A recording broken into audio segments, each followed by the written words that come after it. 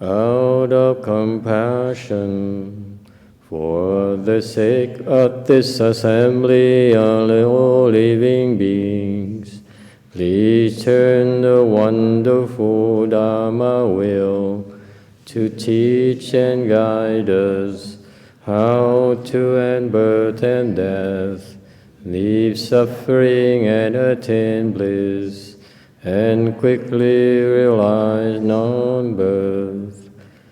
Cung thính đại đức thắng thịnh, phi thứ pháp hội cập nhật thiết chúng sanh, tịnh chuyên diệu pháp luân nhau đạo ngã môn, như há liêu sanh thoát tư ly khổ đắc lạc, thập chứng vô sanh. How much of the Blessed, Noble, and Perfectly Enlightened One?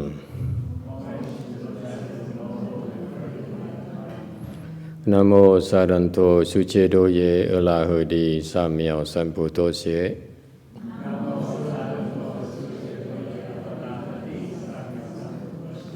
Nam mô Tát Đắc Tha Tô Già Đa Già A La Ha Đế Tam Miệu Tam Bộ Đà Tỏa.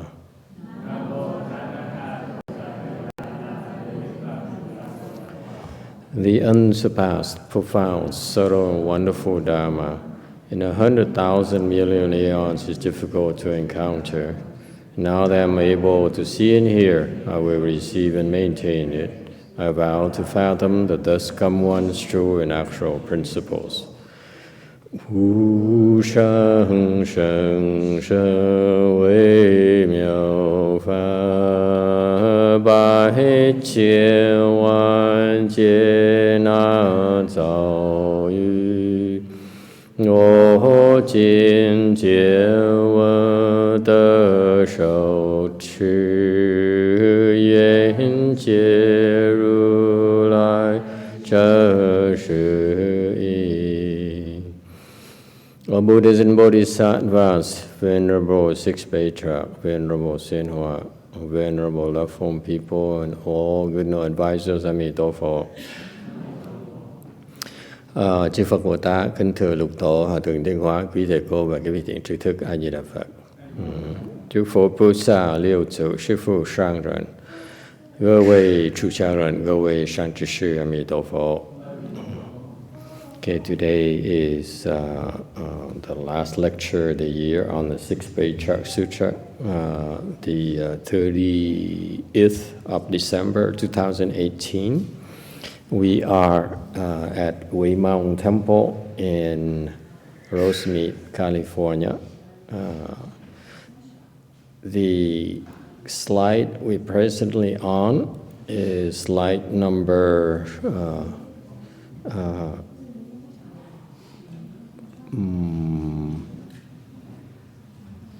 is there a slide number here? What happened to the slide number? Oh, yeah. Why is the... Oh, yeah, 130. 131. We started talking about 131. To remind you, the sutra says that a great, good knowing advisor, that's what he's referring to, has great karmic conditions. He will transform you and guide you and lead you to see your nature. Because of the good no advisor, that all wholesome dharmas can arise. So we started talking about that. Basically, good no advisor, a great knowing advisor, is the one that's always mindful of repaying his karmic debts to you. Cái người mà đại thiện tri thức là luôn luôn là muốn trả lại cái nợ cho quý vị. He doesn't mind taking on obligations from you, debts from you. Người thiện tri thức nó không có màng nợ quý vị. For example, you meet with an arhat or practice a Buddha of the Hinayana persuasion. Chẳng hạn quý vị gặp những cái người mà A-la-hán, người Bích Chi Phật đó, they're reluctant to owe you. They don't want to accept anything from you because to them it's all empty anyway, so what's the point? Cái người bên Nguyên Thủy, người ta không thích nợ chúng ta là tại vì người ta biết tất cả đều là không, thành ra nhận cũng vậy, không nhận cũng vậy thôi. Okay. So they rose above the material world already. They're not attached to material things. Họ đã vượt qua cái thế giới hữu tình rồi, cái thế giới vật chất rồi, nên họ không có tham chấp cái gì nữa. Whereas the bodhisattvas, they on purpose receive debts from you, take on debts from you, accept debts from you. Ngược lại, bên Đại Thừa chúng ta đó, thì những cái vị thiện tri thức người ta cố ý nợ cho quý vị. Okay. Not because out of greed, không phải là vì tham lam, but it's because they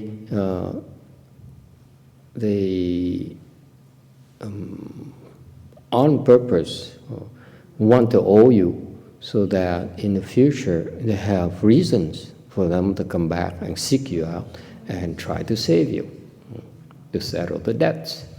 Tại vì khi mà họ nhận nợ cái vị đó, chịu nợ cái vị, thì họ biết trong tương lai họ phải cần, they committed to finding you and use your debts as a means to help save you and your suffering and help you get out the wheel.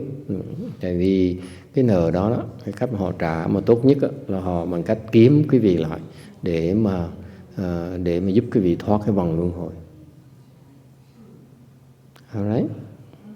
That's a big difference. They're doing it for you.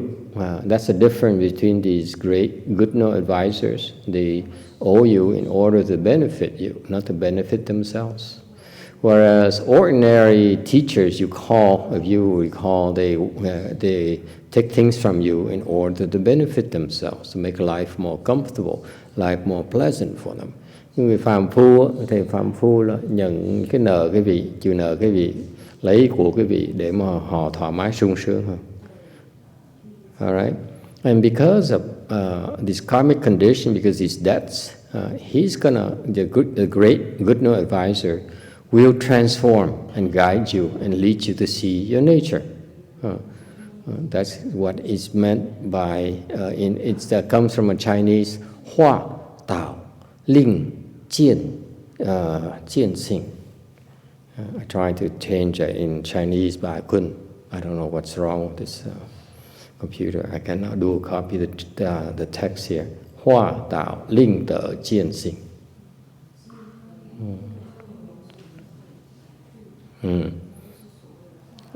So transform you. He will transform you.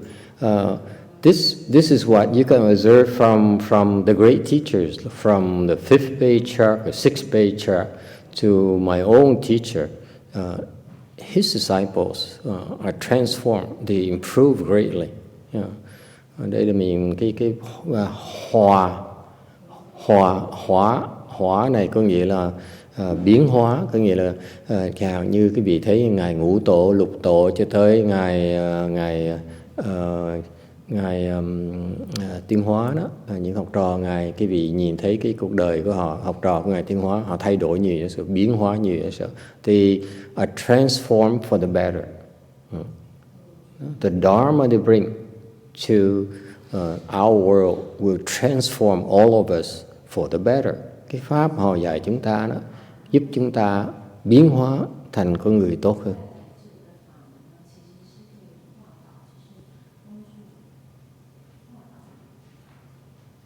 Okay, and guide you and lead you to see your nature, và hướng dẫn cái vị tạo. Tạo is to guide you, to lead the way for you. Cái đạo này có nghĩa là dẫn đường cho quý vị đi. It's a personal relationship. Đây là một cái sự liên hệ cá nhân với nhau. Okay. He will lead, this great good no advisor will lead each and every one of us to the other shore of Nirvana. Dẫn đường cho quý vị để tới cái bờ niết bàn kia. Because he knows the way. This implies he knows the way of liberation. He knows how to get there. He has pathways that can bring us out of this will reincarnation. Thành ra cái đạo này có nghĩa là họ biết đường để dẫn quý vị tới cái niết bàn, thoát được cái khổ sở này, cái biển khổ này. That's what he's doing. He's leading each and every one of us to help us get out the wheel. And then, linh tợ chiển sinh, in Chinese text, khiến đắc được cái kiến tánh. Okay? In order for you to successfully see your nature, để khiến quý vị to get out of the wheel is not enough for this great good no advisor. Đây là mô tả cái hành động, cái việc làm của người đại thiền tri thức, chẳng hạn như ngài Tiến Hóa vậy đó. Là dẫn cái vị ra khỏi cái vòng luân hồi là chưa đủ, còn phải khiến cái vị đắc đạo luôn nữa, phải khiến cái vị giác ngộ. So that we enable you get out of this will reincarnation and ultimately see your Buddha nature. So that you're capable, so that you're able to see your Buddha nature. Okay, and so they prepare you. They get you out of this. They know the way to nirvana, and in the process, prepare you so that you will eventually, once you get out of nirvana, you'll be able to see your nature and become enlightened. So it's a long-range planning, if you will. Thành ra quý vị thấy không? Cái này là một cái sự cái kế hoạch nó rất là lâu dài nhớ sợ lắm. Nghĩa là phải biến hóa quý vị từ từ. Con người xấu trở thành tốt, con người yếu trở thành khỏe. Okay? Long range planning, because the transformation meaning that you improve, you keep improving better and better and better. Okay? Many iterations, có nhiều cái giai đoạn mình phải cần biến đổi. And then in order for you to get out of this will reincarnation, biến đổi quý vị để giúp quý vị thoát cái vòng luân hồi. Okay? You need to get out this will reincarnation in order to have the clarity of mind, để thấy được cái sáng suốt. Okay?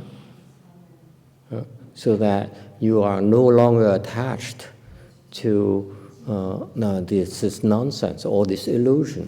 Ra cái thoát được đạt được niết bàn, quý vị mới thấy không còn cái chấp trước của những cái đồ vật chất này, những cái đồ ngoại vật. And in the process prepare you, okay, enable you to become enlightened, và chuẩn bị cho quý vị đắc đạo, đắc được cái giác ngộ. This is extremely long range planning. It's way beyond your comprehension. Thành quý vị thấy không?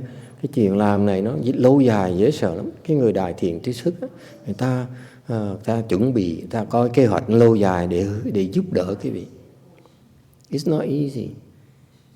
Okay? It takes quite a bit of time to get there. Thành cái này cần thì giờ nhiều.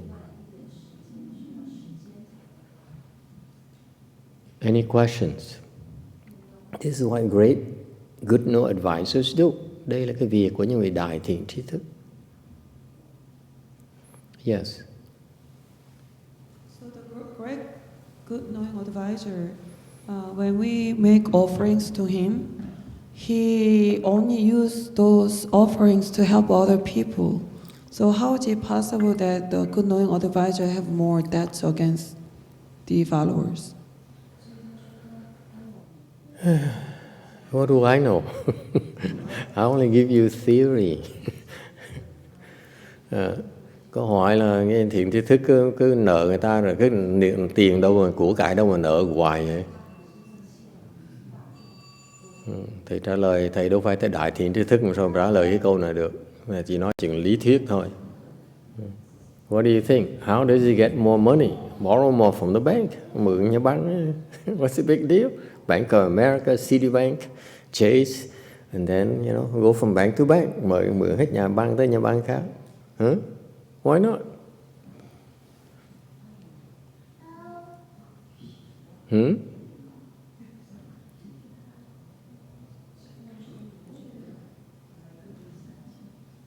And that precisely is the problem. This is a problem of the the unenlightened teachers. Okay. Đây là sự khác biệt giữa cái ông thầy mà có giác ngộ và chưa giác ngộ. The unenlightened teachers, they take on debts, and the debts will bury them. Cái người mà thầy mà không có trí huệ đó, ta cứ nhận của cúng dường, they take offerings from you, and your offerings will bury them. Cái người thầy không có trí huệ đó, nhận cúng dường của Phật tử, thì cái nợ đó nó khiến người ta sẽ chết đuối.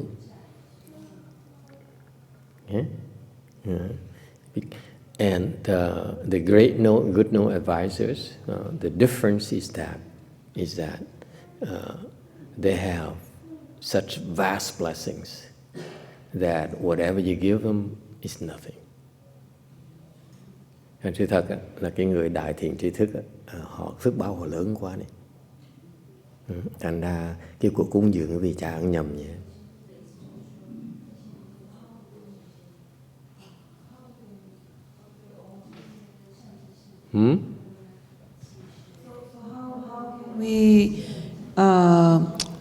How can we have him to us for the future?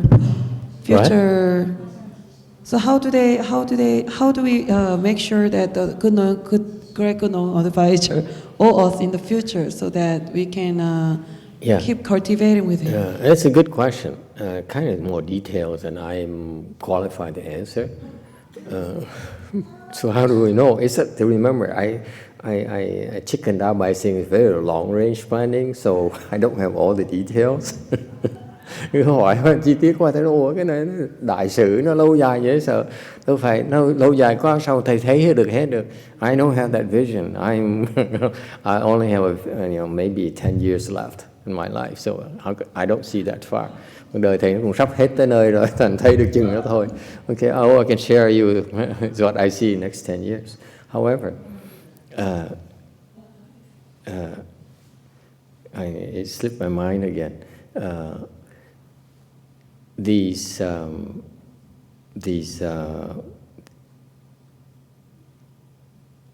people,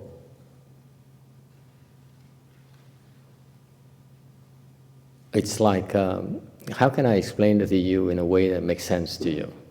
Sao giảng nghĩa cái vị đó mà nó có lý cho cái vị. Have you ever heard of the pyramid Ponzi scheme? You heard of it? Huh?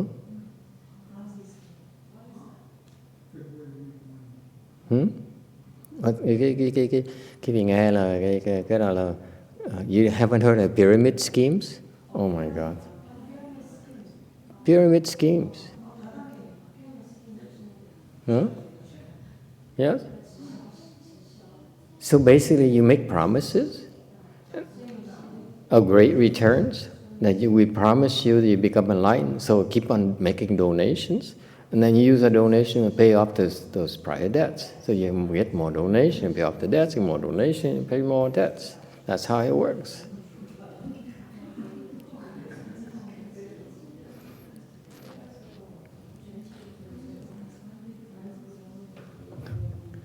Thế nghĩ chắc là tại họ mượn nhà băng, xong rồi trả nợ mình, xong rồi cần thêm tiền thì mượn tiếp, và xong trả nợ tiếp. Must be the case. What do I know? Either that, Either that, or you hear, for example, in the scriptures, Buddhist scriptures, hoặc là nghe mấy cái chuyện trong mấy cái chuyện Phật giáo mình. We heard, for example, Vimalakirti layman. Nghe ngài Vimalakirti. You know, he's a layman. He's basically an elder in a country, and he is so wealthy that even the emperor is not as wealthy as he was. Ngài Vimalakirti giàu đến độ mà hoàng đế không có tiền, không đủ tiền, không giàu bằng ông. To the point where these rich people, they pretend to be poorer than the emperor. They had to pretend to be poorer. Họ phải giả bộ là nghèo hơn hoàng đế. Okay, so for example, if the emperor buys a golden carriage, they would buy a smaller golden carriage. Okay, they have so much wealth, they keep on disguising it. Okay, giàu đến độ như vậy đó. Okay, so what does it mean?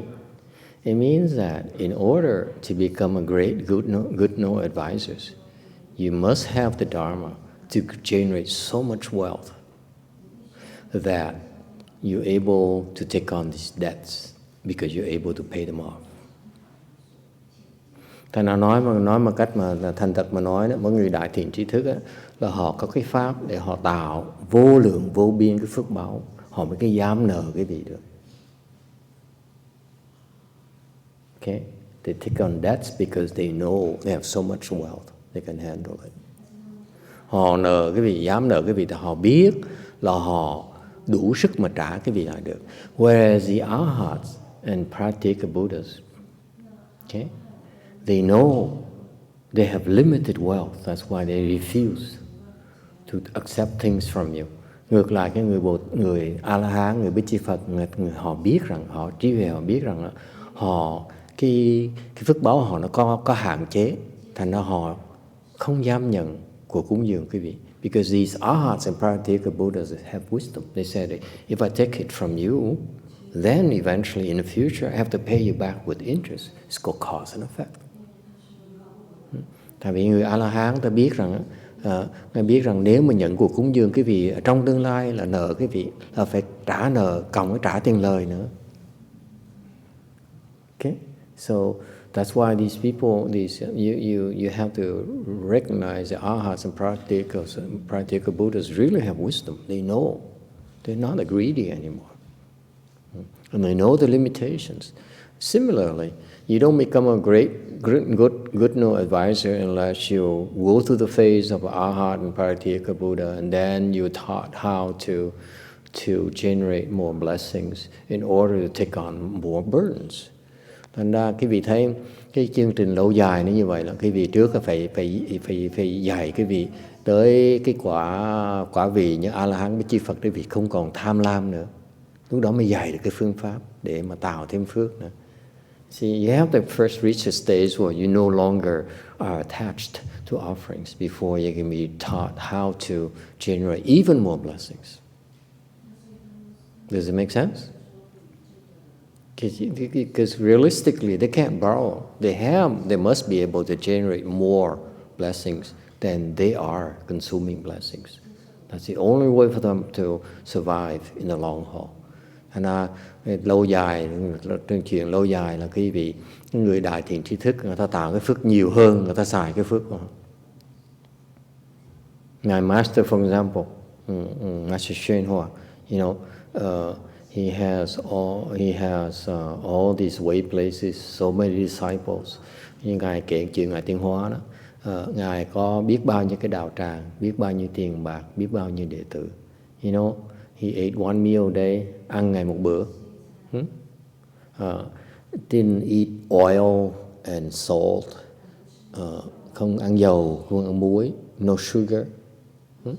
Every day is one meal a day, and I'm told that he eats boiled vegetables and tofu. Ăn toàn là rau luộc với lại cao lắm đậu phụ, a little bit every day. You know how skinny he is? Có biết ông ốm chừng nào không? Skin and bones. I saw him when he was dying. Trước khi ngài chết, tới thăm ngài xin. I saw him when he was dying and he was very very sick. And he came out and met with me. Tôi gặp ngài Tiến Hóa đó, rồi ngài bình đẳng dễ sợ lắm. And he's so frail. Okay, could barely walk. Đi không. There's no stability. She's not. She doesn't walk in a stable fashion as our 100-year-old nun. Ông đi còn yếu hơn cái sư cô mà già của mình nữa. You know, you look at that, our old nun, she walked with so much more stability. Then Master Shen when I saw him. Sư cô mình đó, đi cái cách sư cô đi bộ còn vững hơn là ngài Tiên Hoa khi ngài đi gặp thầy đó. Okay, and then I came, I said, can I? I'd like to live the home life. He said, okay. So he was sick, and he's dying, and yet people keep on coming and ask him for more favors. Chấp chết tới nơi người ta vẫn tới xin xỏ như thường, vẫn cho như thường. Okay, and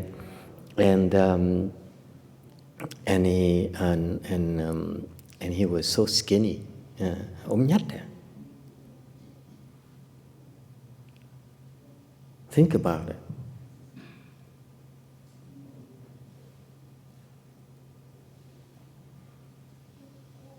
Hay đặc biệt không? So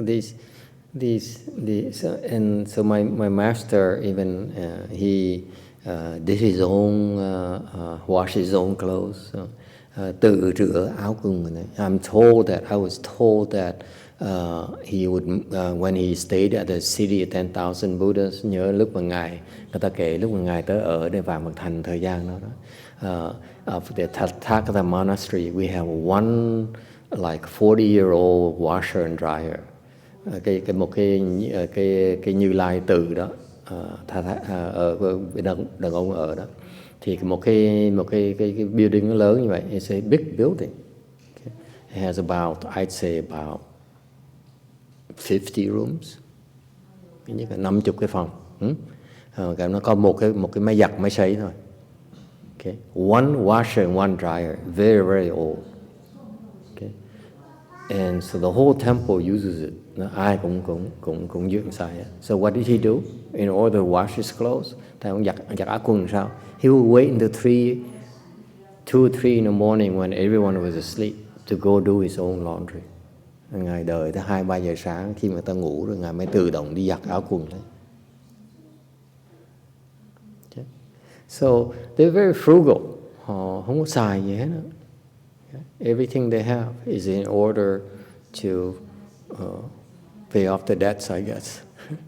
Chắc là tại vì tiết kiệm, tại không đủ tiền để mà trả nợ. Maybe not enough to pay off the debts yet.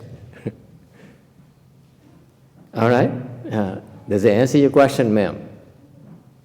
Yeah, I figure from my perspective, he just borrow some more and then pay off the older debts. All right.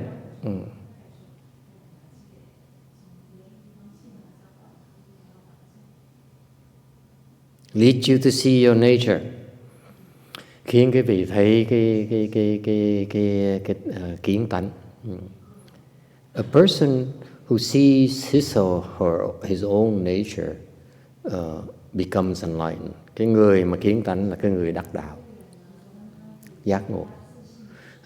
The mere process of becoming enlightened right there. Cái vị mà đắc đạo như vậy đó,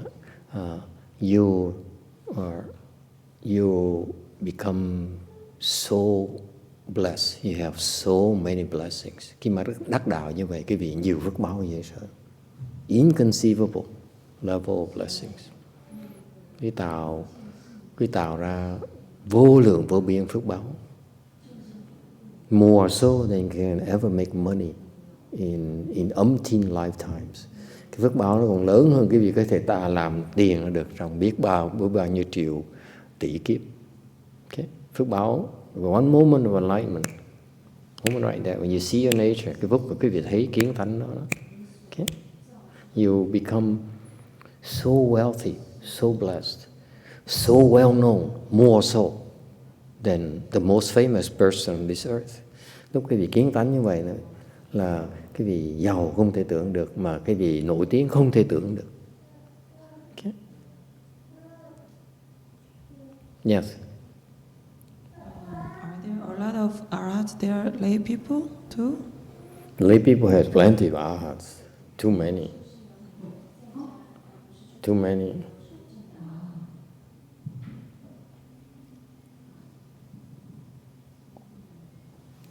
Lay people have enlightened people? Yes, a lot. Lot more than you realize. Hỏi là bên người tại gia, người ta đắc tứ quả La Hán nhiều không? Nó nhiều lắm. Đắc giác ngộ có không? Nhiều dễ sợ lắm. High level enlightenment? Yes. Okay. Coming back to the point here, however, these lay people, for them to become a fourth stage arhat or become enlightened, it's much, much more difficult, much slower. Những cái người mà tại gia mà đắc tứ quả đó, hoặc là đắc giác ngộ đó, nó khó hơn nhiều, nó chậm hơn nhiều. Okay. That dharma is much slower. Cái pháp nó chậm hơn. Okay. So, continuing with the concept, if someone becomes enlightened, they generate so many blessings for themselves. Cái người mà đắc đạo đó, đắc giác ngộ đó, họ tạo phước không thể tưởng tượng được. Okay. Guess what happens to the person who leads them and linh tở chiên sinh and make them see the nature?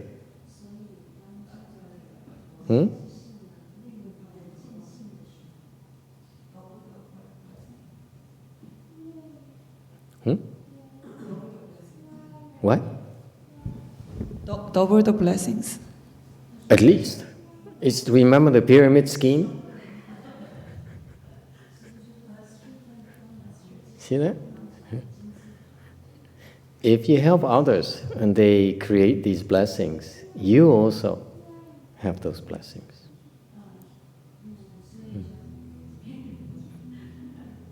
And I believe that's how these great no advisors stay ahead of the debts. Tại vì một khi mà quý vị giúp một người đắc đạo rồi, đắc giác ngộ rồi, người ta được vô lượng vô biên phước báo, thì quý vị cũng là vô lượng vô biên phước báo. Thì như vậy mình không sợ nợ nữa.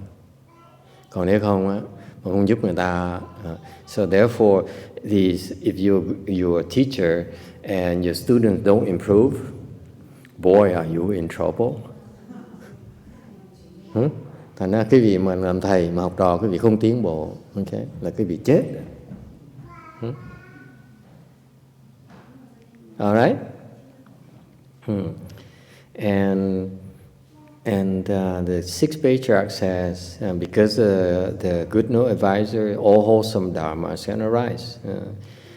Cái bổn phận của cái người thiện tri thức là giữ cái vị trong cái đường thiện. The role of a great good no advisor is to keep you on the good side of the tracks. That's how you become enlightened.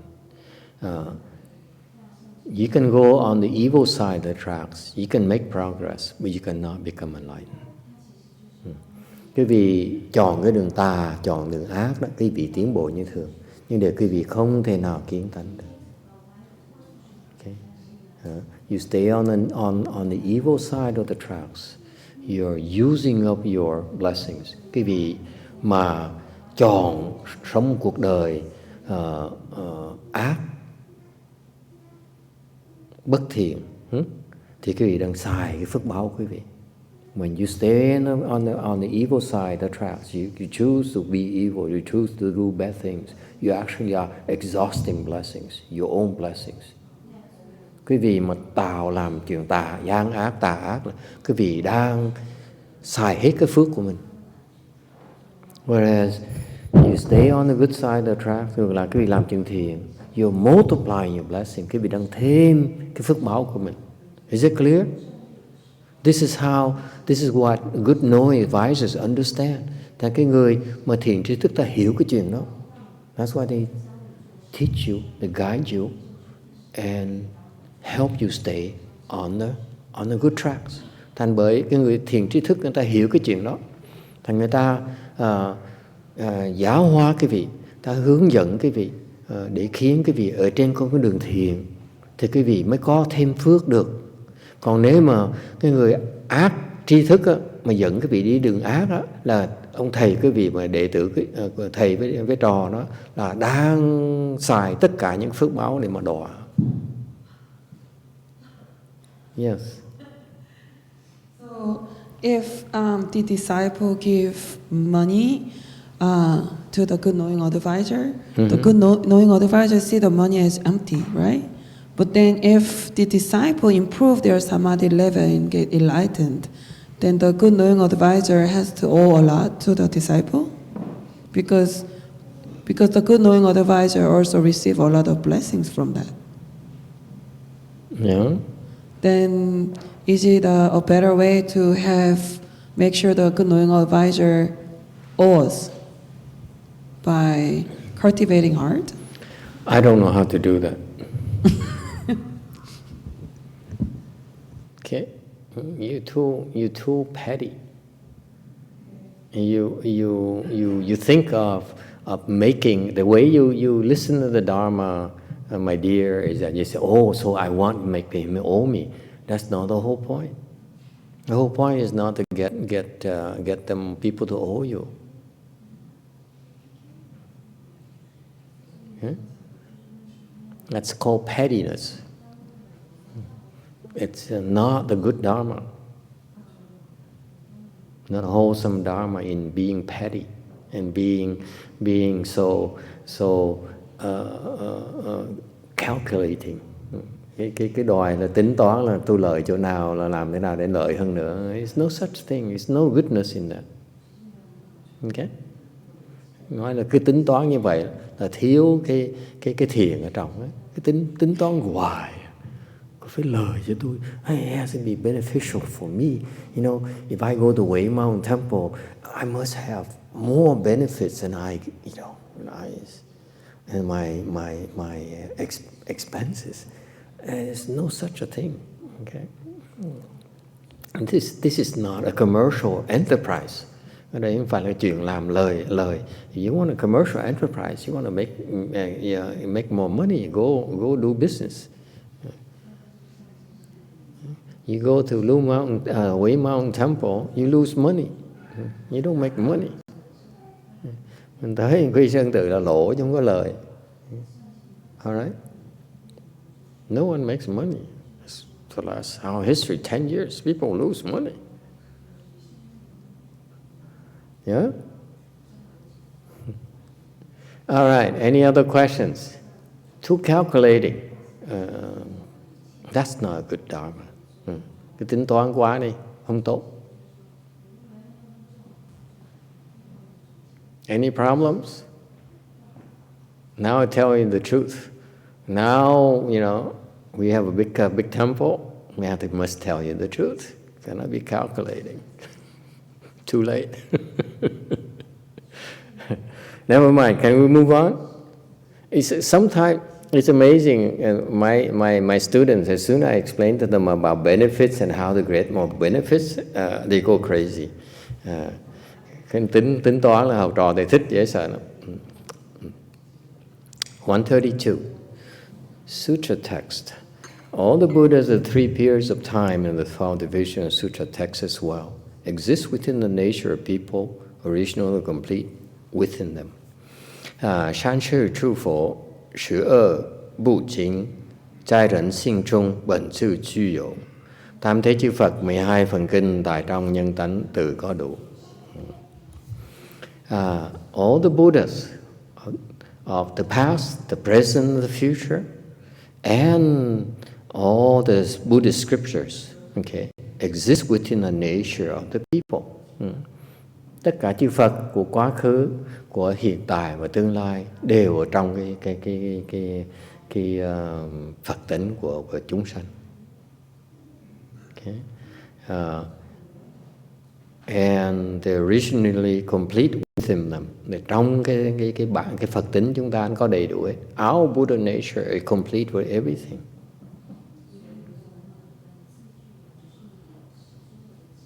which means that includes blessings. Cái Phật tánh chúng ta nó có đầy đủ hết, nó có đầy đủ luôn cái phước báo luôn nữa. So if you are able to see your Buddha nature, một khi quý vị thấy được cái Phật tánh mình rồi đó, you are endowed with limitless blessings. Quý vị thấy Phật tánh rồi, cái phước báo của quý vị nó vô lượng vô biên. So seriously speaking, once you see your nature, you're no longer afraid about blessings. Một khi quý vị thấy cái Phật tánh rồi, quý vị không sợ nữa, không sợ cái phước báo nữa. The Arhats and Pratyeka Buddhas are afraid of blessings because they haven't seen the Buddha nature yet. They realize of their limited wealth, limited blessings. Người tứ quả La Hán, người Bích Chi Phật á, người ta sợ là tại vì người ta thấy cái sự hạn chế của phước báo người ta. The ones these Bodhisattvas have seen the Buddha nature, seen the nature. Một khi cái Bồ Tát mà thấy được cái tánh tự tánh mình rồi đó, they realize they have unlimited wealth. Họ có vô lượng vô biên phước báo. Okay? They're no longer constrained. Không còn bị cái hạn chế nữa. And as they learn how to save more people, và họ đang học cách mà giúp đỡ nhiều chúng sanh hơn. Okay? They have more access, even more and more and more. Họ càng tiến bộ thì cái phước báo họ càng tăng trưởng hơn nhiều nữa. So once you become enlightened, you no longer have to worry and be so calculating. Một khi cái vị mà đắc đạo rồi đó, đắc giác ngộ rồi, không còn sợ, không còn tính toán, không còn sợ sệt gì hết nữa. Okay. Alright. Đầy đủ hết. So within our self nature, tất cả phước báo ở trong cái tự tánh, all the blessings we have it.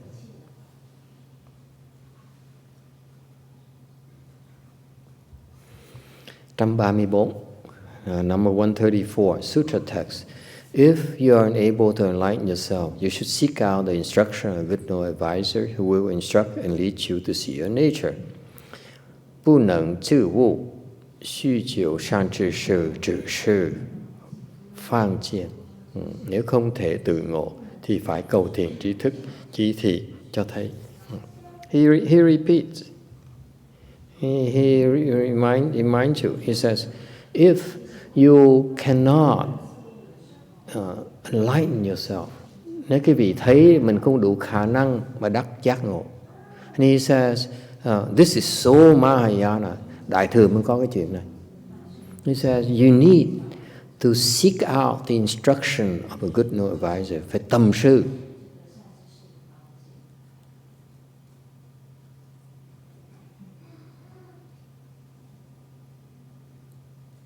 Okay.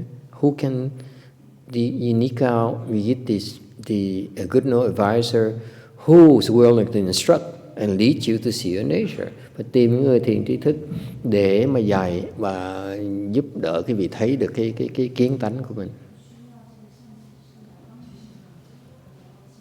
6th Patriarch gives you the most direct route possible if you're not able to see your nature.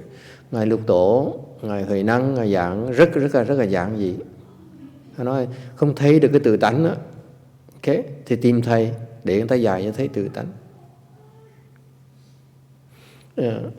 This is contrary to people in our era, people's thinking in our era. Cái thời mạt Pháp này nó khác.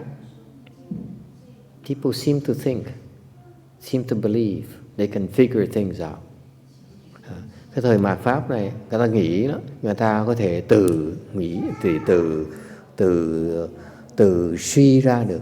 Yes or no? You're so proud because our world is based on our thinking, our knowledge and our deductions. Cái thế giới mình ở đây nó dựa trên cái tri kiến của quý vị, dựa trên cái óc suy nghĩ của quý vị, sự thông minh của quý vị, your smarts, your intelligence. Okay? And that is why it's called the Dharma ending age, mới gọi là thời mạt Pháp. Because this Dharma ending age, people are so overconfident. Cái thời mạt Pháp này người ta quá tự tin đi. And they follow each other's example. They say, I too would like, I will develop my own knowledge. I will create my own path. Cái cái thời mạt Pháp này, ai cũng nghĩ là mình thông minh, ai cũng nghĩ mình có khả năng, mình tự tạo con đường của mình. It's not like that. The road to enlightenment, con đường tới giác ngộ, không phải như vậy. Someone has to show you the way, because you cannot figure it out. Sự thật quý vị suy nghĩ không được, tính không được. You cannot figure it out. That's why the 6th Patriarch says, you better find a good advisor who will instruct and lead you. Thành ra Ngài Lục Tổ, Ngài nói là quý vị muốn đắc đạo, if you really want to become enlightened, thực sự muốn đắc đạo, thì phải cần một cái người thầy để dạy quý vị. Dạy xong chưa đủ, phải còn dẫn đường quý vị luôn nữa. What he says is encapsulates all the training in Mahayana. Ngài đang dạy cái này, nó tóm lại cái pháp một bên Đại Thừa mình. Phải dạy quý vị. Okay? They need to instruct you. Okay? He needs to teach you things that you cannot find in books. He has to instruct you because it's not in the books. It's not in the scriptures.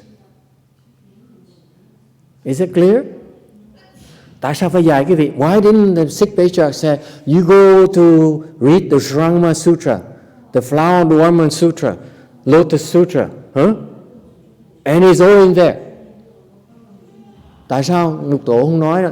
Cái vì muốn đắc đạo, đọc kinh Lăng Già, đọc kinh Thủ Lăng Nghiêm, đọc kinh Pháp Hoa, đọc kinh Đinh gì đó, Hoa Nghiêm. Đâu nó có hết. Đâu có. Những cái lời dạy này là không có trong sách. These instructions are not available in the scriptures. Why not? Tại sao vậy?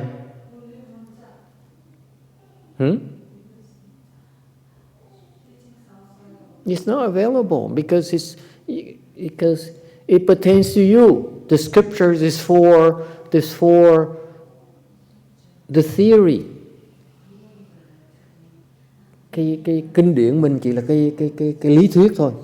Okay? You heard of theory and specifics, generalities and specifics. Sutras are generalities. Kinh là cái lý thuyết thôi. Còn cái lời dạy người thiện tri thức là lời dạy cho quý vị. Yeah? The instruction here is for you. Each and every one of you. Lời dạy từng người như vậy. So far so good? Any problems here? So the instructions are not available in the scriptures at all. Cái lời dạy nó không có trong kinh điển. It's not available there. It cannot be found there. Lời dạy nó không có đâu. Otherwise, why would a Patriarch says, he says, why do you have to drive 45 minutes to go from, have to drive 2 hours from Mexico to Los Angeles? I consider San Diego, Mexico. Okay. Tại sao quý vị phải lái xe 2 tiếng đồng hồ làm cái gì? Because you'll be hearing things you cannot find anywhere else. Tại vì quý vị nghe, học cái mà quý vị kiếm chỗ khác nó không có, kinh điển không có. You can read all you want. You can spend years, decades researching sutras and Buddhist scriptures. We will not find them. Quý vị kiếm những cái mà lời dạy của người thiện tri thức dạy quý vị đó, trong sách nó không có. So that's why this is a fallacy of the Dharma ending age. Cái thời mạt Pháp nó khổ như vậy đó. Ai cũng nghĩ là tôi đọc cách được, tôi trên mạng có đầy đủ hết tài liệu. These people feel that everything is in the scriptures, okay? And then you look in the internet, it's a wealth of information there. It's a matter of sorting them out. And they don't realize that it's so incorrect. The wealth of information you find in the scriptures is only for reference. Những cái trong kinh điển là chỉ là lý thuyết để quý vị biết cái lý thuyết thôi. The 6th Patriarch, he says the secret. It reveals you the secret of Mahayana training, cho quý vị cái bí mật của cái đại thừa, cái huấn luyện đại thừa mình, that even the Hinayana don't even know. Tiểu thừa cũng không biết nữa luôn nữa. Là phải dạy quý vị. Okay? You have to give you personal instruction. This is will personally instruct you. Là phải dạy, đích thân dạy quý vị, mỗi người. And lead you và hướng dẫn quý vị. Because what happened is that they give you instructions, but you don't get it. And so what happened is this good new advisor will keep on making adjustments for you, lead you, okay? Because you keep on going the wrong directions. I have a disciple who I say, can we go to the department store? And she goes always, 90% of the time, the wrong direction. I'm baffled. Thế học trò thầy biểu mày chở tao tới cái chỗ này, nó bây giờ cũng đi ngược đường hết á. They always take the longest route. They have to do a U-turn eventually. Okay?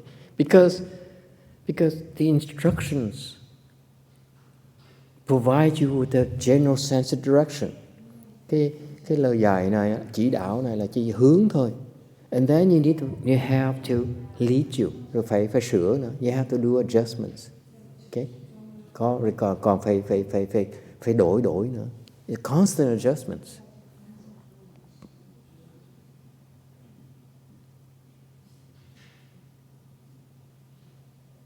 Thành cái tu đó, rồi có ông thầy hướng dẫn, chứ đừng có tưởng là mình ngồi mình tự đọc, mình niệm Phật là xong, mình thiền là xong.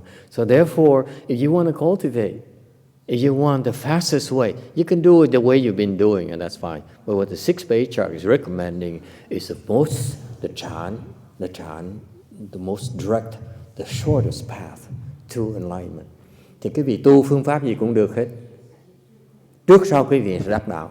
You will become enlightened. No two ways about it. Okay? Quý vị ai cũng sẽ thành Phật. You all will become Buddhas. But according to Venerable HuiNeng, the most direct path, nhưng điều đối với Ngài HuiNeng, con đường mà thẳng nhất á, để kiếm người trí thức, thiện trí thức tại người ta dạy quý vị cách làm và chỉnh cho quý vị giữ trên con đường nó lẹ hơn. So when you find a good advisor as per Venerable HuiNeng's recommendation, he'll give you personal instructions for you and then make adjustments for you constantly so that you get there a lot sooner. Is it clear? That's why he emphasizes. Cái đây là Ngài cái nhấn mạnh cái chuyện này.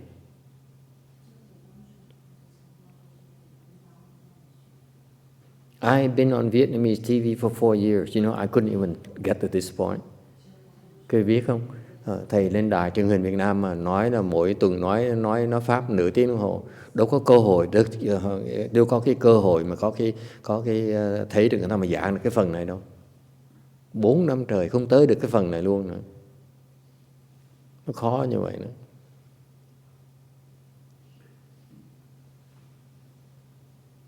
Okay. 136, tấm 136, Sutra text. If you are one who enlightens himself, you need not seek outside. If you insist that it is necessary to seek a good advisor in the hope of obtaining liberation, you're mistaken. Why? 若自悟者不假外求，若一相持，为须大善之事，望得解脱者，无有是处，何以故? Nếu tự ngộ được thì chẳng cần ngoài cầu. Nếu một mực cố chấp nói rằng phải cần thiền trí thức mong được giải thoát thì không thể có. Bởi vì sao?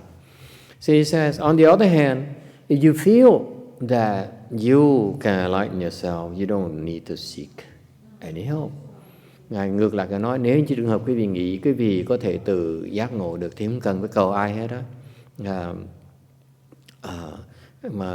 Mà cứ đòi cầu là thiền trí thức là không cần thiết. Okay, you don't need to seek a good no advisors, because within your own mind, in slide number 38, there is a self-enlightenment which is a knowing advisor. Tại vì chư sinh này dấu chư sự chư vụ, trong tự tâm đã sẵn có tri thức tự ngộ.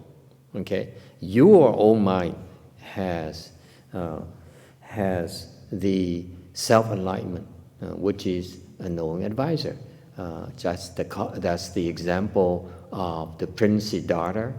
He was his own good knowing advisor because no one else would be able to do it for him, would be able to teach him. Thì trường hợp của ngài Thái tử Tất Đạt Đa, ngài tự giác ngộ được, thành ra ngài không cầu nữa. So what happened is that do not be misguided about this. Đừng có hiểu lầm cái chuyện này. Prince's daughter started by seeking a good knowing advisor. Đừng quên là ngài Tất Đạt Đa đó, ngài bắt đầu bằng cách tìm thiện tri thức. Okay, that's the process. Phải làm như vậy. You find a good knowing advisor, and you realize that he realized that very shortly he's able to solve the problems better than his good knowing advisors. Thì ngài gặp những người thầy, xong ngài mới khám phá ra là ngài giải quyết hay hơn người thầy của ngài. What happened is that I wasn't there, but I imagine what happened is that a teacher has to face with all kinds of questions and requests from his followers to solve the problems. Hàng như người thầy thường gặp mỗi ngày có người ta tới thì yêu cầu giải quyết cái này, giải quyết cái nọ, and Prince Siddhartha found out that his solution is better than his teachers. Okay, rồi trong cái hoàn cảnh như vậy thì Tất Đạt Đa mới cảm thấy là cái cách biện pháp mình hay hơn biện pháp của ông thầy kia. So then he realized that I better move on. Okay, so it's proof. Cái này có bằng cớ đàng hoàng. And eventually he could not find anyone else who could teach him. Và sau này mới cảm thấy không có ai dạy mình được nữa. Then he decided to do himself, to meditate and enlighten himself. Và sau này, sau cái kiếm thầy rồi, không có thầy nào mới tự kiếm, mới tự giác ngộ này. So that's what happened to him. Slide 140, Sutra text. If you give rise to deviant confusion, false thoughts, and perversions, although a good no advisor external to you instructs you, he cannot save you. 若己邪迷妄念颠倒，外善之事虽有教授，救不可得。Mới khởi tà mê, nếu khởi tà mê vọng niệm điên đảo thì dầu ngoài có thiện tri thức truyền dạy cũng không thể cứu được. Okay, so he says, you look for a good no advisor. Okay, thì Ngài nói, cái vị phải cầu cái người thiện tri thức. That's outside. It's still outside. Vẫn là ở ngoài như thường. He says, inside, there's a requirement for you to best use the good no advisors, teaching and guidance. Cái người thiện tri thức vẫn là ở ngoài như thường. See? The good no advisor is still outside. And therefore, inside, you must do something in order to take advantage of it. Thì người thiện tri thức ở ngoài thôi. Còn bên trong cái việc có cái điều kiện gì mới thể đắc đạo được. Okay, you give rise to deviant confusion, false thoughts and perversions. Cái vị khởi những cái tà mê vọng niệm điên đảo. Deviant. Deviant means that you are in contradiction to cause and effect. Tà có nghĩa là đi ngược lại cái luật nhân quả. Okay, confusion.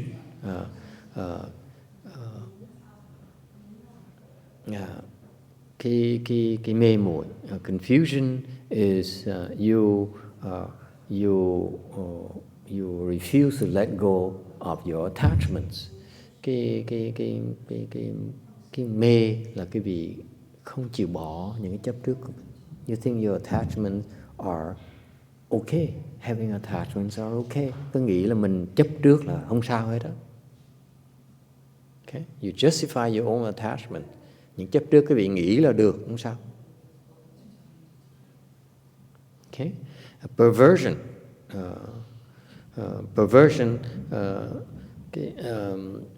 Perversions are the things that are against the Buddhist teaching. Có những cái loại điên đảo mà cái vị nó đi ngược lại cái lời dạy của Phật, cái giáo lý của mình. Okay.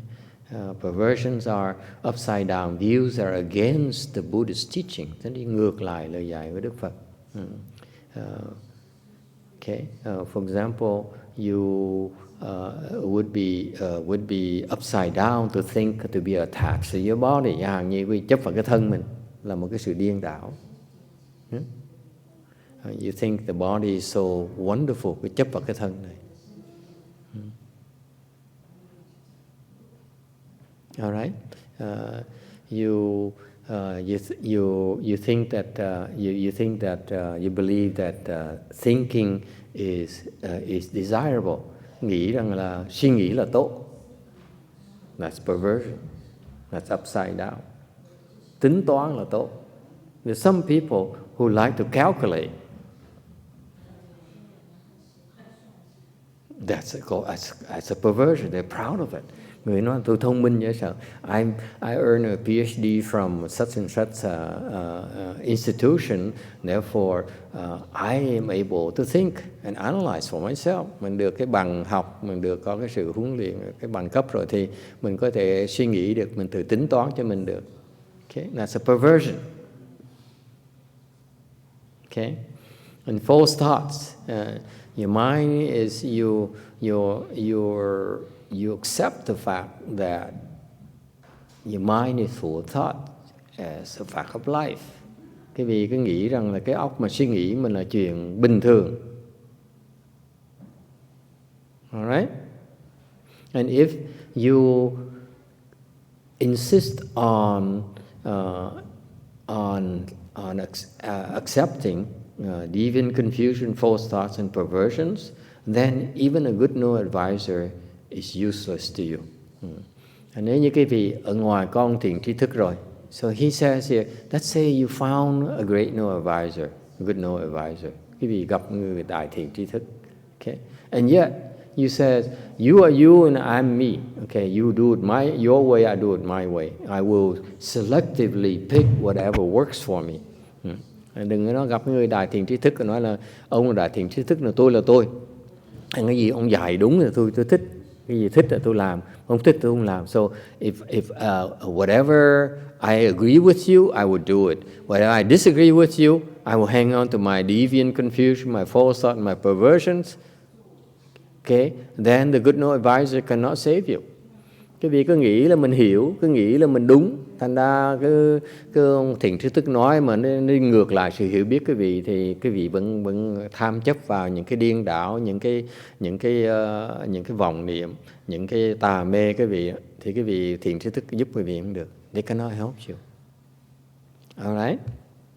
Is it clear? See, the 6th Patriarch instruction is very, very, very precise. Ngài Lục Tổ dạy rất là rõ ràng. You found a great teacher, okay? In order for you to take advantage of a great teacher, he's going to say things to you that you disagree. Sự thật là như vậy. Khi gặp một người thầy rồi, okay? Ông thầy đó sẽ nói những cái mà cái vị không tin, không đồng ý. You will disagree violently with him.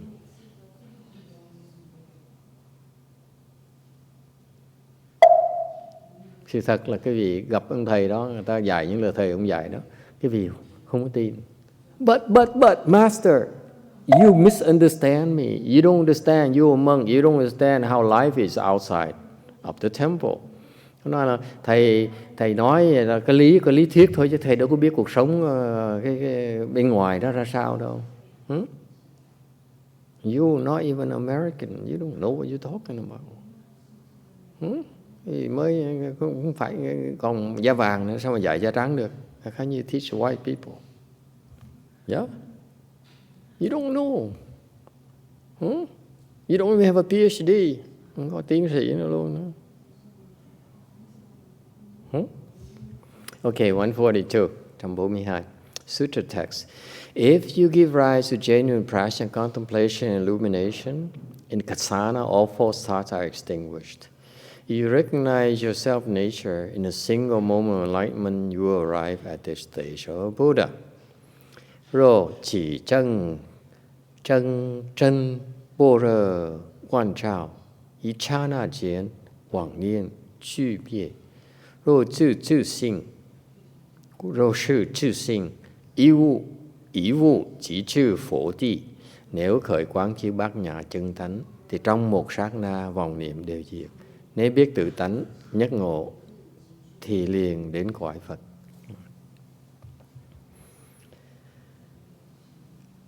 He says, if you give rise to genuine prajna, contemplation, illumination, okay, then all false thoughts will be extinguished. Okay, so he says here, in order for you to put an end to all your false thoughts, okay, thì Ngài nói ở đây cái vị muốn ngừng cái vọng niệm đó, you need to use prajna, contemplation, illumination.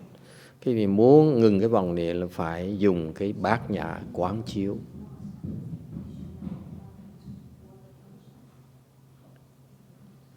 What does it mean? Nghĩa là sao? What does it mean? There is a technique here. It's not knowledge. It's not theory. There is technique of illumination and contemplation. Cái này có nghĩa là đây không phải là cái lý thuyết mà có một cái phương pháp để quán chiếu. Dùng cái bát nhã mà quán chiếu thì vọng tưởng nó sẽ ngừng được. Chứ không phải là cái lý thuyết. You don't say là I know these things are empty anyway. This cup is empty, the tea is empty, so it doesn't matter. Như cái người just like a fourth state arhat says, it doesn't matter anyway. You know, you don't need to cross your legs. Người ta nói, dạ người Bắc, người tứ quả La Hán, ta nói đâu có cái gì quan trọng đâu, cái gì cũng là không. Everything is empty, so why do you need to cross your legs? Tại sao mà ngồi kiết già làm cái gì? No need, đâu cần đâu, phải không cô con nha? Thầy không cứu rồi, the master will save you anyway, so who cares?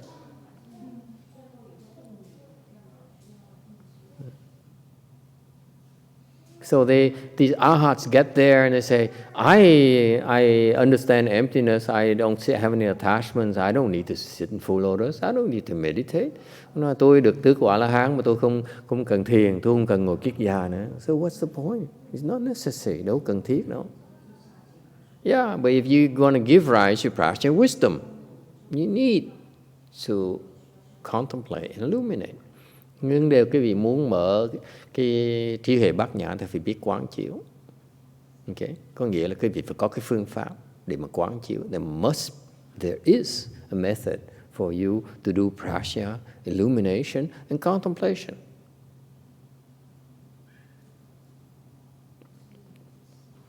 Don't, you cannot say it doesn't matter. Quý vị không thể nào nói là nó không có quan trọng. Just like making kimchi, you decide to do your own style. Giống như cái vị nấu ăn này muốn làm theo kiểu mình thôi. Rồi gọi nó là phở. Can't. Alright? And if you recognize your self-nature in single moment of enlightenment, you arrive at the stage of the Buddha. Và khi chỉ cần thấy được cái kiến tánh là trở thành Phật. You see your nature and you become a Buddha straight away. Questions? Ai thắc mắc gì không? Hồi nãy cái kinh văn nói là cõi Phật với lại Buddha stage là hai cái đó khác thôi. Cái kinh văn tiếng Việt hồi nãy để là cõi Phật hả?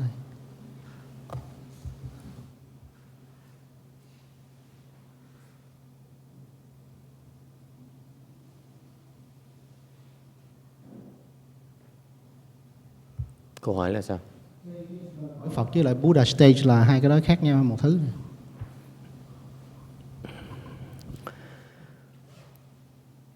Phật địa là cái cõi Phật. Thì cái người tiếng Anh họ dịch ra chữ stay cũng không đến nỗi sai lắm.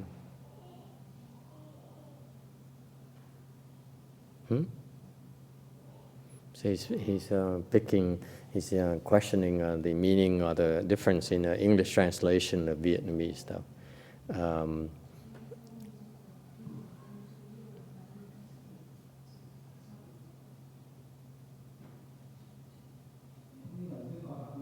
Mình về cõi Tây Phương Cực Lạc, cái quả vị Phật là khác đúng không thầy? Nó cũng là một thôi. Khi mà tới đó rồi chỉ là một thôi. Gọi nó gì cũng chừng đó thôi. He says, syntactically speaking, the meaning are different from the ground versus the stage of Buddhahood.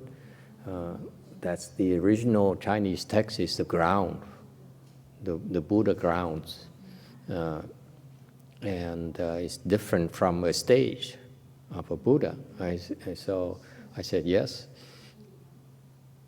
Syntactically speaking, semantically speaking, it's different, but it is the same thing that you call with different names.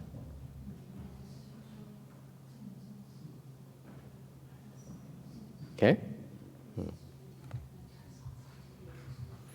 144, 144. Sutra text. Good no advisor. When you contemplate and illuminate with the wisdom which brightly penetrates within and without, you recognize your original mind. Shan chi shi, chu hui wan chao, nei wai ming che, sư chư bẩn xin, chư thiền tri thức, trí hệ quán chiếu, nội ngoại sáng triệt, thì thức tự bổn tâm. So you use this prajna to contemplate, illuminate, and this when you use prajna to wisdom to contemplate, illuminate, okay, this wisdom brightly penetrates within and without. Thành khi quý vị dùng cái trí huệ bát nhã mà quán chiếu thì nó chiếu rõ ràng từ trong ra ngoài. Trong là cái thân mình, inside is your body, your mind. Trong là cái thân và cái tâm mình. Outside is the outside world, ở ngoài là cái thế gian bên ngoài.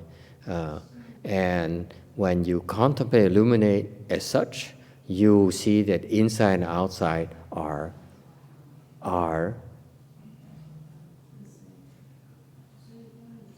connected.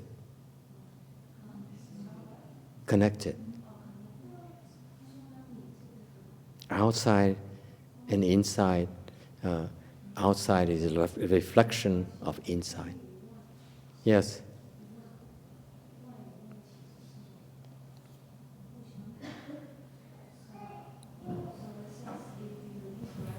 I think your handheld microphone is dead.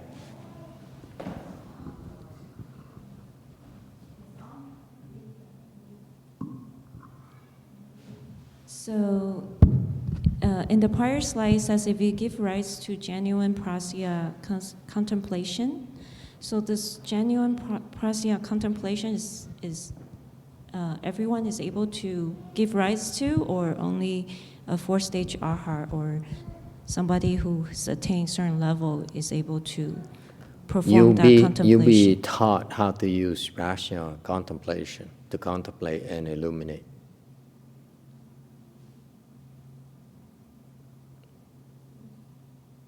Okay? So someone has to teach you. Yes. That's why it's not in the books. It's not in the scriptures. Phải có người dạy quý vị cái phương pháp dùng pháp bát nhã để quán chiếu. Okay? And they teach you how to use this prajna wisdom to illuminate inside and outside. Phải dùng cái bát nhã quán trí huệ này để mà quán chiếu ở trong và ngoài luôn. Both inside and outside. Yes? Still have a question? Somebody else? And by doing so, when you clearly see inside and outside, then you recognize your original mind, your original nature. Một khi quý vị thấy rõ ràng ở trong ngoài rồi, quý vị mới thấy được cái tự tánh của mình. Alright?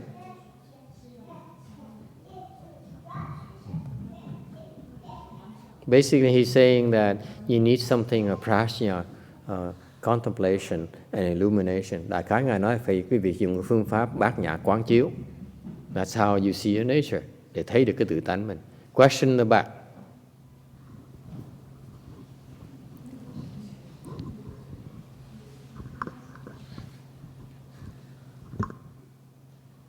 No question? Dạ bạch thầy, con xin hỏi phương pháp là cách làm sao để mình có thể đạt được cái bát nhã quán chiếu vậy thầy? So how do you do prajna, illumination, contemplation? Okay.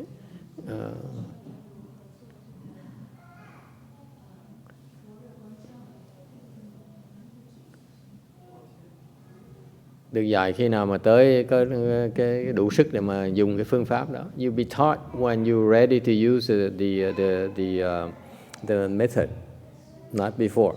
Được dạy khi mà quý vị đủ sức quán chiếu.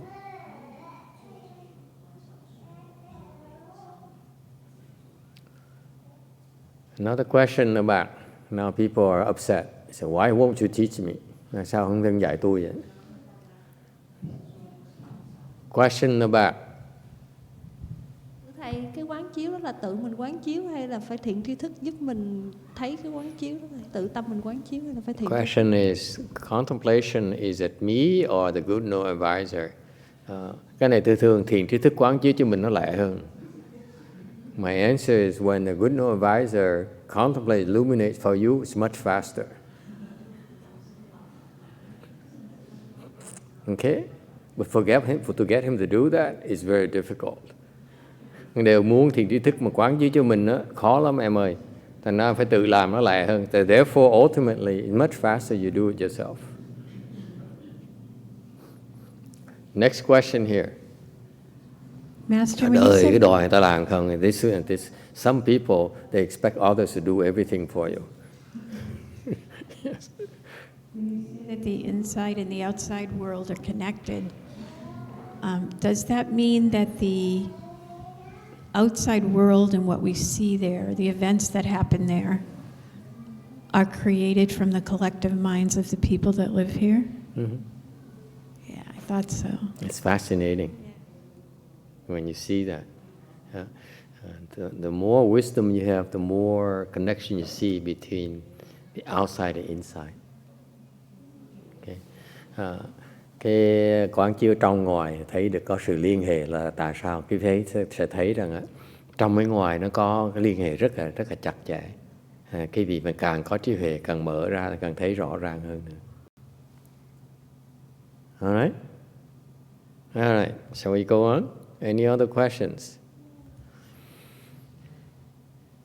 That's the ultimate knowledge. Cái đó là cái sự tri kiến mà có lý nhất. It's ultimate. What the Christians call truth is actually that connection between inside and outside. Cái mà cái bên Thiên Chúa giáo của cái người ta đó, ta gọi là cái sự thật đó. Đây là cái sự thật đấy mà bên nhà Phật mình biết đó. The truth over the Christian is the truth about God and so forth. It's not quite the big picture yet. Thành ra bên mấy cái tôn giáo khác ta nói cái sự thật, cái sự chân lý của họ thiệt ra là không thấy được sự thật nữa. They cannot see the connection from inside and outside. Không thấy được ở trong ngoài nó có sự liên hệ với nhau. Questions?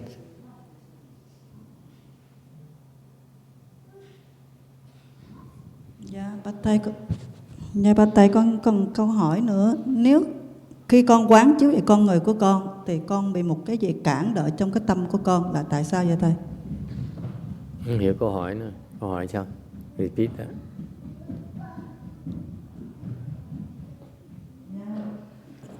Khi con tự con quán về cái con người của con, về cái tâm của con á, con bị một cái gì cản đợi trong cái tiềm thức, cái đáy sâu của nó, làm cho con không đi sâu vô What's được. stopping me from the prajna concentration? Tại sao cái gì nó cản trở cái quán chiếu của quý vị?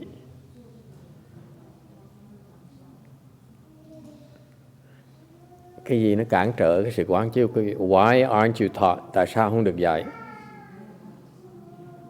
Because you're full of deviant, confusion, false thoughts and perversions. Tại vì óc quý vị nó toàn là tà mê vòng niệm điên đảo. Because of that, you cannot do prajna contemplation. Tại vì nhất định giữ cái tà mê vòng niệm điên đảo, thành ra dạy quán chiếu không được. That's why it's useless to teach you this prajna contemplation if you insist on having it your way. All right? Nghe hiểu không?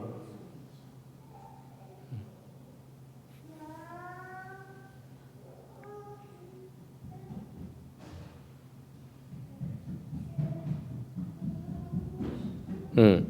146 trong 146. Yes. Who are not Buddhists out there, they have the same this prajna wisdom technique. Yes. Oh, it's the same. Mm-hmm. Wow. It has nothing to do with Buddhism. Buddhism is a label to differentiate our approach from the others. But you don't have to be Buddhist in order to do it. Mình nói cái này không có riêng, nó nói gì về cái tôn giáo, Phật giáo là tà giáo gì hết, không quan trọng. Vấn đề là có muốn làm được như vậy và có cái phương pháp mà làm thôi, mình không cần biết nó là gì. For example, the Taoists, they also have enlightened people as well. Okay, chẳng hạn như bên Đạo giáo đó, the Chinese, they have these Taoists who are actually enlightened people. Đạo giáo ta có những cái người đạo sĩ, thiệt ra là họ đắc đạo rồi. Okay, for example, Sư Tiên, okay, very famous Chinese Taoist. Như cái ông Tế Điên đó, ông đạo giáo nổi tiếng như sao? He's actually a sixth ground Bodhisattva. Thực sự ông này là lục địa Bồ Tát.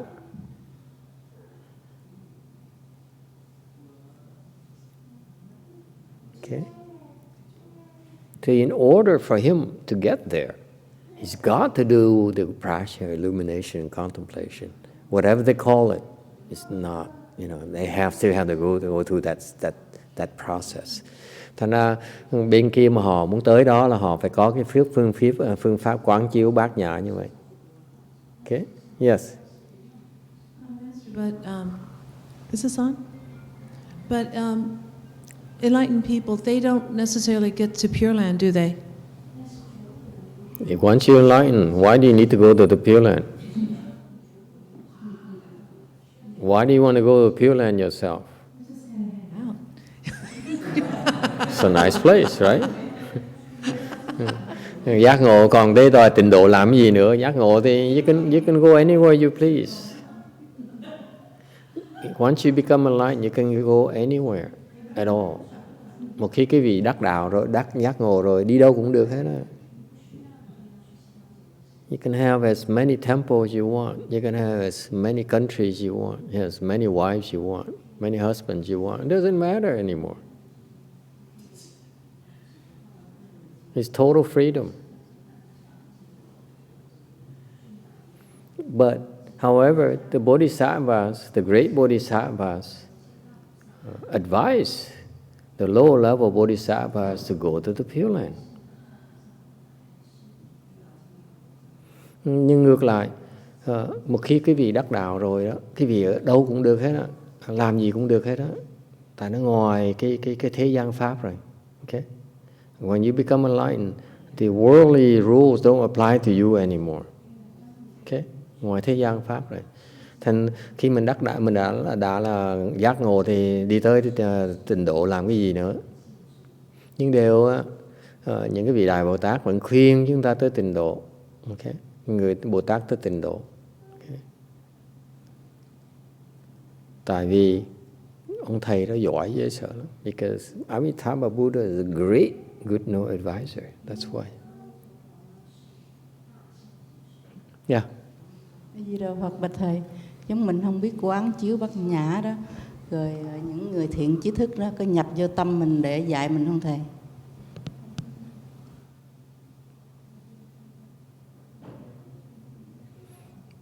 Mình phải tự làm, người ta không thể làm cho mình được. Cái này là ai cũng có thể được dạy, từ từ sẽ làm được. Mình phải tự làm, mình phải tự giải thoát được. Người ta không thể làm giúp mình để tự giải thoát được.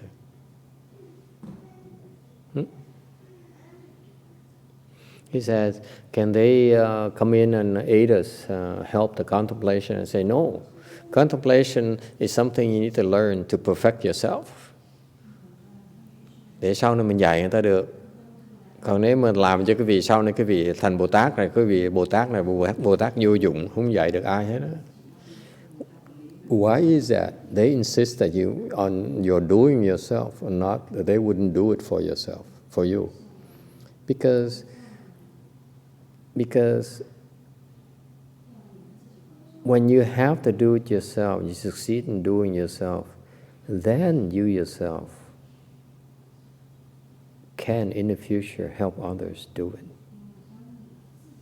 Remember, we said that you're Buddha, you're important because you have work to do, because you are actually creating pathways of your own style to get there. Tại vì cái nhớ mình nói Pháp, thầy nói Pháp là mấy ông Phật nhìn khi vị thành Phật họ mừng lắm. Tại sao? Họ nói là khi cái vị thành Phật như vậy, cái vị đang tạo cái đường mới trở thành Phật mà nó trước đến chưa có. Thành cái việc tự làm mới tạo được cái tri kiến đó. Therefore it means that you need to do it yourself in order for you to develop that knowledge and those karmic conditions. Tạo cái tri kiến mà tạo cái nhân duyên cho người khác. Otherwise, no point. You have to do it yourself. You have to struggle so that you can help others. Quý vị phải cực khổ, quý vị phải thất bại, quý vị phải trì vị trắc bại mới có thể giúp được người ta. If there is no struggle at all, you're useless. Quý vị không có sự khó khăn, cực khổ đó, phấn đấu thì quý vị hoàn toàn không giúp được ai hết đó, vô dụng. Your wisdom, your prajna wisdom develops because of the difficulties you face. Cái trí huệ bát nhã cái vị nó mở ra tại vì cái khó khăn cái vị gặp. If you have no trouble, you have everything is smooth sailing for you, you won't learn anything. Cái vị mà tu hành mà thấy không có gì khó khăn, cái gì nó dễ dàng hết á, thì cái vị không học được cái gì hết á. You're supposed to struggle. Cái cực cái khổ.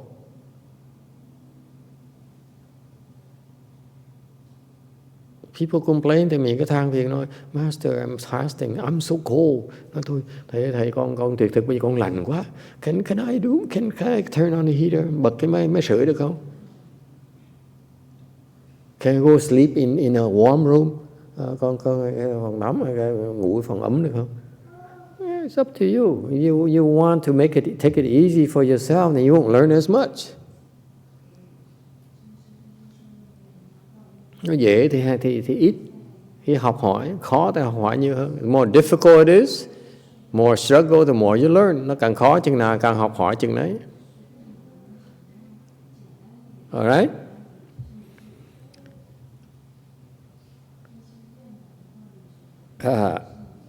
Are we in 144? Are we here? Are we? I don't remember. 146? Okay, sorry.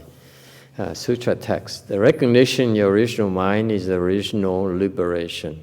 The attainment of liberation in the Prajna Samadhi is no thought.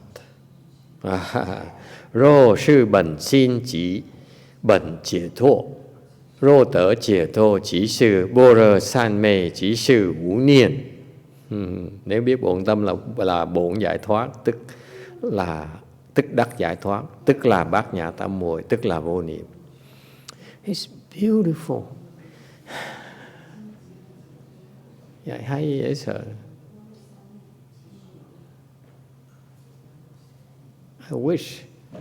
I wish that someone explained this to me when I was meditating. Phải chứ mình rước thầy đang tu, mình có người giảng những cái chuyện này. I'm not as fortunate as you are in that when I was practicing, my master died, so I couldn't ask anyone. I read this 6th Patriarch Sutra. I couldn't understand what it meant.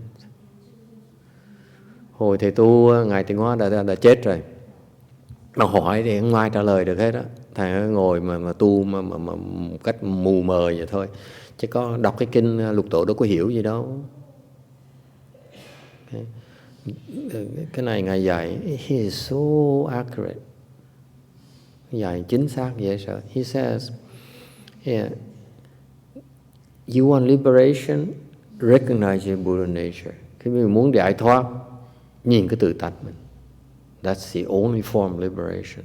That's why it's sun. Vì thế giải thoát, muốn giải thoát, thấy tự tánh mình là giải thoát. See? When you see your nature, at that moment, it's called sudden enlightenment. Khi mà thấy tự tánh mình, lúc đó gọi là đốn ngộ. Thì muốn giải, that's all it takes. All you have to do is see your nature. Muốn giải thoát, nhìn là nhìn cái tự tánh mình. And when you at that moment, when you see your nature, lúc mà quý vị thấy được cái bổn tánh, it's called Prajna Samadhi. Lúc đó mới gọi là bát nhã tam muội. Fascinating. He said, the very moment you see your nature is called Prajna Samadhi. Ngài nói cách rất là chính xác. Ngay cái chốc lát mà quý vị thấy cái bổn tánh mình, cái gọi là bát nhã tam muội. Yes sir. Nói nhìn thấy tự tánh vậy, lấy cái gì thấy? Tại trong kia nói là mắt, tai, mũi, lưỡi đều là của cái organs, six sense of organs. Yeah, I don't know what you want to know. Is the answer. Okay, hear your question. That's how I answer you. Dạ, lấy cái thầy hồi nãy Why you waste my time? Lấy cái gì để thấy vậy thầy? Thấy cái tự tánh, lấy cái gì mà mình thấy cái tự tánh? What is seeing a nature? When you see it, you recognize it. Thấy là thấy thôi chứ còn gì nữa. Either you see it, you don't see it. Okay? So at the moment you see it, it's called, you enter this something called Prajna Samadhi. Cái lúc mà quý vị thấy đó, ngoài là bát nhã tam muội. Is it clear? You see the key word here? And that means it's no thought, nghĩa là không có niệm. Meaning what? Nghĩa là sao? That is why chant meditation is the fastest way to see your nature. Quý vị thấy không? Bởi cái thiền tông mới là cái phương pháp mà lẹ nhất để kiến tánh. Because you're trained to develop that samadhi. The purport of Chan school is to help develop your samadhi. And one of those samadhi is called Prajna Samadhi. Người thấy cái thiền tông nó quan trọng dễ sợ không? Cái đại thừa mình cần cái thiền tông, tại vì cái thiền tông, cái tông chỉ là để giúp cái vị phát triển cái định lực. Thì trong một cái định lực đó, trong một cái định đó gọi là bát nhã định, thì quý vị thấy được cái tánh. One of the samadhi is called Prajna Samadhi, which enables you to see your nature.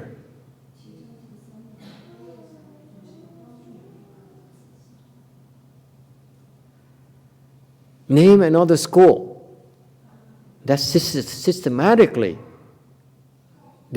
helps you develop samadhi power. Khi mình nhìn lại cho coi có cái tông chỉ nào khác, có dòng nào khác mà có cái phương pháp để mà phát triển cái định lực cái vị là không? Reciting Buddha's name? Tịnh độ không có. Tantra, secret school?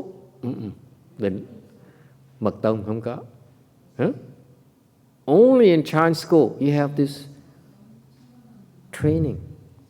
Thiền tông mới có phương pháp huấn luyện này thôi.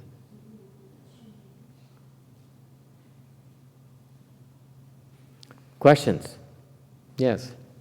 So, Master, if you follow your Chan practice and continue to cultivate, it will just be a natural evolution. Yes. Foregone conclusion. Yes. That's still the fastest path. Thành cái vị tu thiền là cái thiền tông mình đó. Not just any, it's the Chan school we're talking about, not Hinayana meditation. Okay? Only in Chinese the Mahayana Chan school do you have this training. It's not available anywhere else. This is why Bodhidharma had to bring it from India to China and transferred it to Huica. Cái thiền tông mới có cái pháp môn này thôi. Chứ còn bởi vì Ngài Bồ Đề Đạt Ma phải đem cái pháp đó từ Ấn Độ qua tàu. That's a requisite for Mahayana to be officially transferred from India to China. Thành ra Ngài Bồ Đề Đạt Ma phải đem pháp môn thiền này qua từ Ấn Độ qua tàu mới chính thức gọi là thiền tông chính thức được chuyển qua bên tàu. And then Master YongHua has to bring that technology from China to the US. Rồi Ngài Tiến Hóa phải đem pháp môn thiền tông đó từ bên tàu qua bên Mỹ này để mà truyền cho cái xứ Mỹ này, to transmit it to the residents of the US. Phải truyền cái pháp môn cho người ở Mỹ này. So that's why you residents here are very important. Cái người mà ở xứ Mỹ là quan trọng dễ sợ lắm. You have the potential to receive this transmission. Cái vị ở xứ Mỹ là có cái khả năng để mà thọ cái pháp này. Because the patriarch decided, YongHua patriarchs and the prior patriarchs decided that our generations, us, we are qualified to receive this training. Thành ra mấy ông tổ đã quyết định là cái người xứ Mỹ này, even you not you fake Catholics, những cái người mà giả làm Thiên Chúa giáo, you qualified. We all qualified to do this, to learn this Dharma. Okay, this Dharma here, the Chan school here, in our country is in order to help you develop this Prajna Samadhi. Nên cái thiền tông này, xứ Mỹ này là giúp cái việc nhập cái định bát nhã này. And that Samadhi, you have no thoughts. Trong cái định đó, cái vị không còn tư tưởng nữa. Questions? Không có gì không? That's great news. Why aren't you jumping up and down?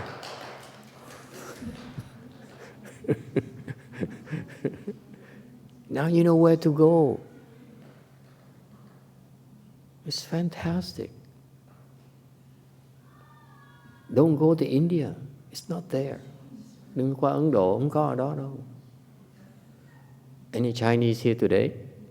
No Chinese. Okay, don't go to China. Not there. Đừng qua tàu, không có ở đó nữa. Only US. Mỹ mới có thôi.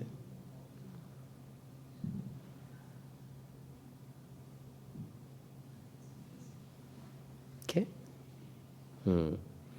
148.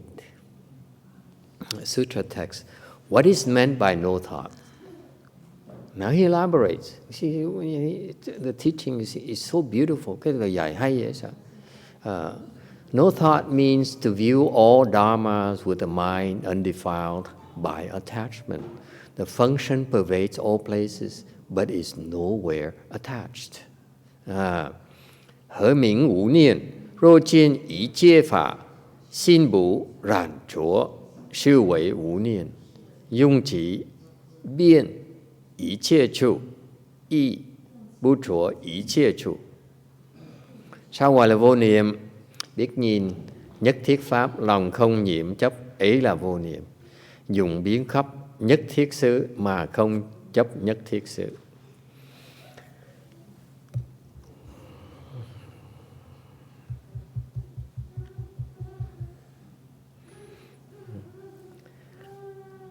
What is meant by no thoughts on slide 149, trong tâm 49? It means that when you look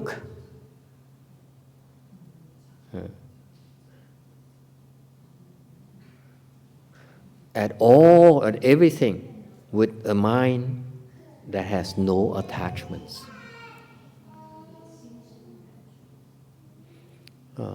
Có nghĩa là mình nhìn bất cứ cái gì đó là cái tâm mình nó không sanh cái chấp trước.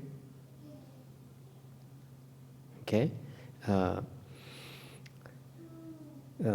So you, whatever you see, your mind is not attached. Your mind doesn't give rise to attachments. Thì có nghĩa là quý vị thấy bất cứ cái gì đó, cái tâm quý vị nó không có cái chấp trước. Okay, so the Chan school says the eyes view forms outside, but nothing is inside. The ears hear sounds outside, but the mind does not know. Thành ra người Tàu có câu là mắt nhìn là thấy cái sắc, nhưng đều ở trong tâm nó không có gì hết. Cái tai nó nghe cái âm thanh mà cái tâm nó không biết là âm thanh luôn nữa. Okay, it's called you in samadhi, trong cái định. It's a form of samadhi. Đây là một cái trạng thái của cái định. You open your eyes, you see, you're in samadhi, and you have no attachment whatsoever. Cái gì mở mắt ra nhìn, okay, tâm không chấp trước gì hết. You listen to something, you smell something, ngửi cái mùi, your nose smells something nice, like phở, but your mind does not give rise to attachment. Mũi nó ngửi cái phở, tâm nó không có chấp trước. Okay, it's a state of samadhi. You're always in samadhi, lúc nào cũng định như vậy hết. All right? The function pervades all places, but is nowhere attached. Function meaning that you are alive. You're not dead. You're walking around. You're working. You're living. You don't just sit there and cross your legs like a statue. When you talk about function, the use, meaning you are living a normal life. Cái dùng có nghĩa quý vị sống một cuộc đời bình thường. Not like you have to be in the mountains or in a valley where you isolate yourself from others so that others cannot defile you. Không phải như quý vị phải cần núp, trốn tránh cái cuộc đời, trốn tránh cái xã hội để xã hội không thể nào tiêm nhiễm quý vị được. Right? So wherever you go, wherever you come in touch with, okay, in all places, okay, you have no attachments. Bất cứ chỗ nào, bất cứ cái gì quý vị tiếp xúc, không có chấp trước ở trong.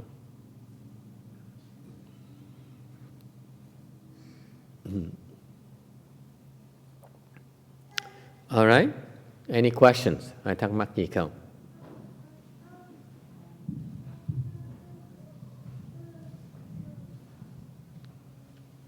Vậy mình nghe cái đó, mình với lại cái pháp mà nhĩ căn viên thông đó thầy, nghe trong samadhi đó, trong định đó, với lại nhĩ căn viên thông nó cũng giống nhau thầy. Nghĩa là sao? Giống như mình điếc vậy đó hả? Dạ mình chỉ nghe nhưng mà không có suy nghĩ phải không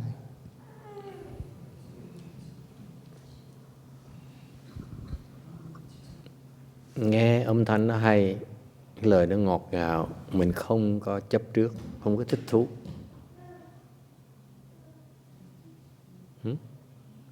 Mình biết là hay, biết lời khen, biết là tốt, nên mình không có ham. What does it mean? You listen. Some people struggle with this concept. You hear and yet you hear nothing. It means that let's say someone praises you. Nghĩa là sao? Nghe mà người ta khen mình mà mình tâm mình không biết. Ý có nghĩa là người ta khen mình đó, okay. Mình biết là cái lời khen nó tốt cho mình. When someone praises you, you realize it's a good thing. But you're not proud. You're not attached to the praises. Nhưng để cái tâm quý vị nó không cái lòng vui vẻ, là muốn đòi được khen tiếp. What happens is for most of us, when someone praises us, now we treat that person differently, don't we? Thường có người phàm phu, người ta khen mình đổi có cái thái độ mình đổi người ta. Yes or no? When someone praises you, you make sure you stay on the good side. Người ta khen mình thường mình đổi thái độ, mình bắt đầu mình chiều chuộng, mình tử tế người ta hơn là thường lệ, tại vì mình muốn người ta tiếp tục khen mình. Because we hope that the praises keep on coming.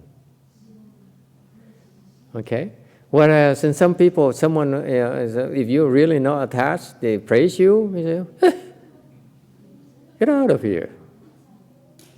Okay. There's no attachment when people praise you. That's what he's talking about. Okay. Yes, sir. Master, I can see my way clear of not being overly attached to praise, but in this world we're confronted with both beauty and ugliness, and in respect to beauty, there are times when it's so magnificent and so overwhelmingly moving, natural beauty, for instance, you fall into this attachment, not meaning to, but you're just overwhelmed with the beauty. Mm-hmm. So what's the problem? That's normal. But it's an attachment. Therefore, you keep revolving the wheel. But at one point, that's for what it is, that's all. But at one point, will we not any longer appreciate the magnificence of natural beauty, for instance? You can appreciate it, but you're not attached to it. You still see the beauty in there, but your mind, it says, I want this. Attachment refers to, for example, you see a Picasso. You see a beautiful painting. You see a beautiful sculpture. You say, I want it. Whereas it's the opposite. You go to a museum, you say, oh, what a beautiful sculpture. You watch, you see it, and then you walk away. That's the analogy. You don't have to own it.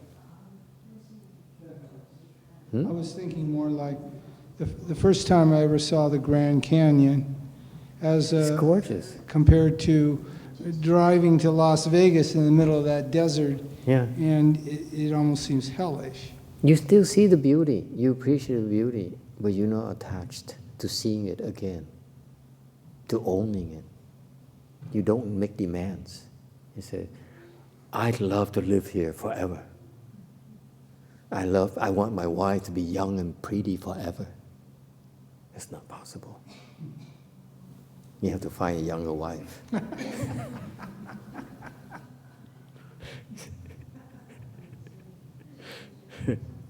Sorry, sometimes the Dharma is very brutal. Ông hỏi tôi cái sắc đẹp là sao mà tôi thấy đẹp là chuyện tự nhiên, rồi sao mà gì tôi sống làm gì. Tôi nói mình sắc đẹp mình thấy, mình đẹp vẫn thấy đẹp như thường, nhưng mình không có thèm nó. Đẹp á mà thấy thích đó thôi, chứ còn mình không có đòi nó nữa. Ăn thấy ngon á là ngon thôi, lúc đó thôi, chứ còn đừng có đòi. Same thing, you eat kimchi, you say, oh, this is perfect kimchi. Don't ask for it tomorrow. Okay? Enjoy the moment, that's it, you're done. That's called freedom. That's called true enjoyment. It's called true appreciation of beauty, true appreciation of great things. That only is true because you have no attachments to it. Because as soon you have attachment, okay, to a young and pretty wife, you know what's going to happen? Plastic surgery.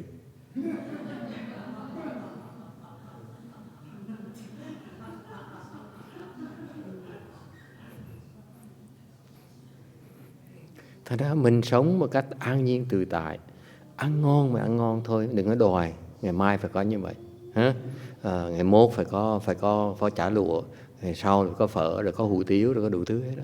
Ăn ngon là ăn ngon thôi, không có nghĩa là mình từ bỏ cái đồ ăn ngon. It doesn't mean you reject a good wife, a young wife, okay? Không phải mình từ bỏ cái chuyện đó, mình thích lúc đó thôi, đừng có đòi, okay? Yes, ma'am. Master, so when we see something naturally beauty and we appreciate that, we say, oh, so beautiful. Does that mean that we've been moved by what we see? The enjoyment is natural. Enlightened people enjoy the beauty, enjoy the food, okay? Enjoy the work of art. But they don't demand it. They're not attached to it. Okay? The natural function of your sense organs is to perceive, to recognize. But it should not give rise to attachments.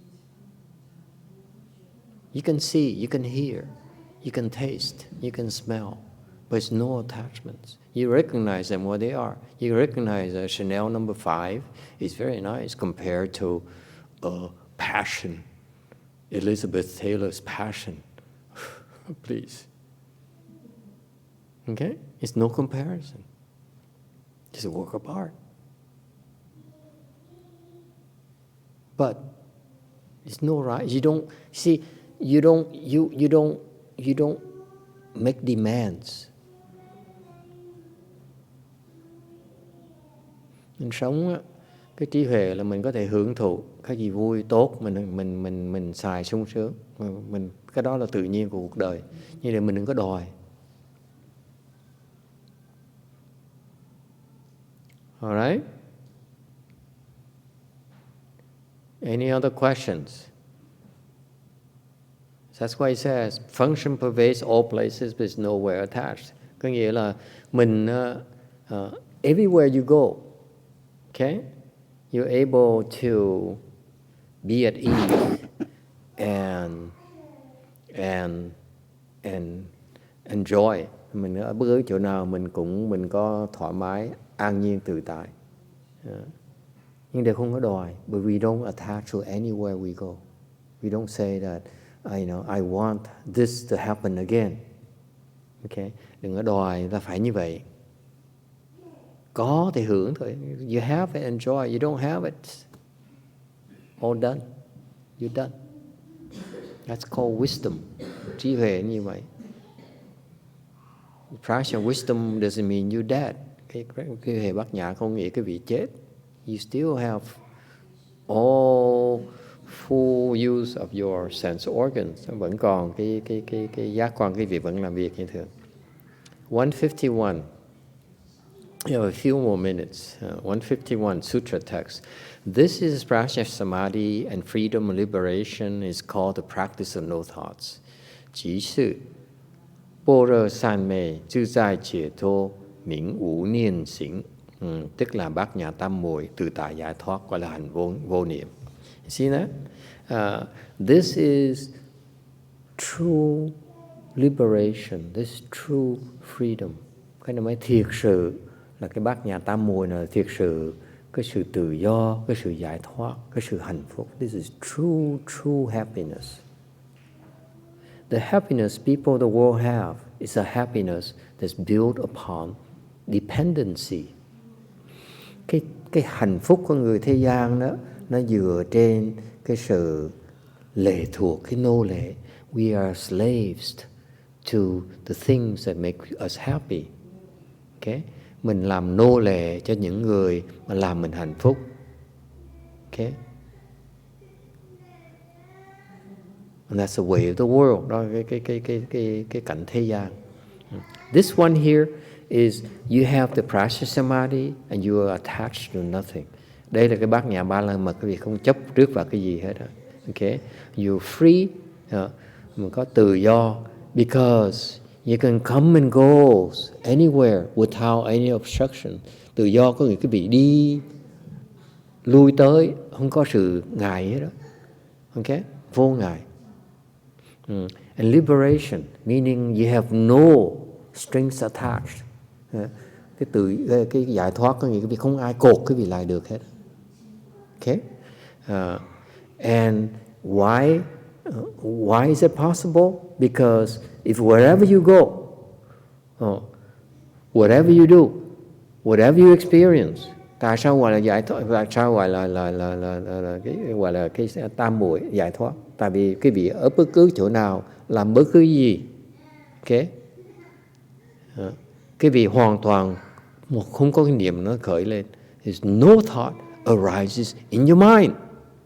It's very precise. Nó chính xác, dễ sợ lắm. Có thể nói tự do tự tại nếu như quý vị không có một cái một cái niệm nào nó khởi trong tâm của quý vị. There's no thoughts whatsoever. That is called freedom. That's called liberation. Not a mental concept. This is actual a state of mind. Cái này không phải một cái quan niệm mà thiệt ra một cái cảnh giới của tâm quý vị.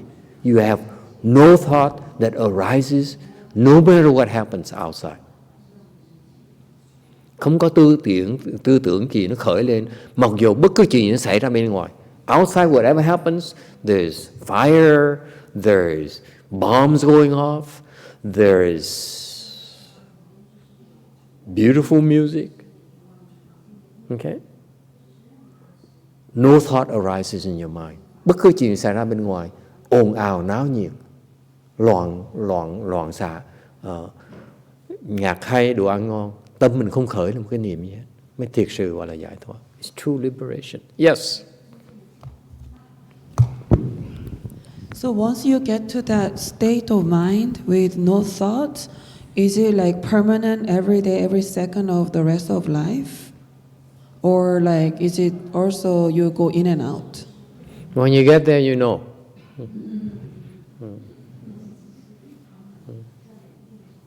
Hỏi là như vậy nó sẽ thường thực cái sao? Thì nói lúc quý vị tới đó quý vị sẽ biết. Okay? Any other questions? You want all the details so that say, I know.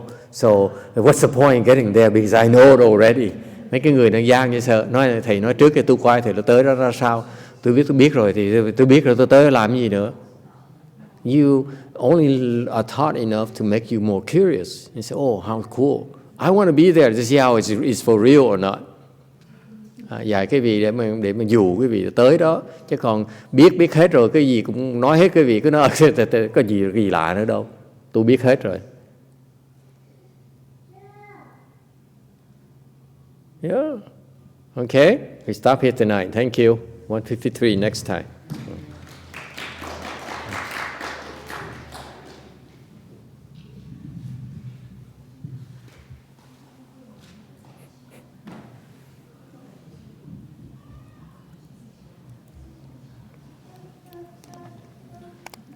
What? You been making noises, boy? Kisese? Okay, yeah. Here. Give it to you.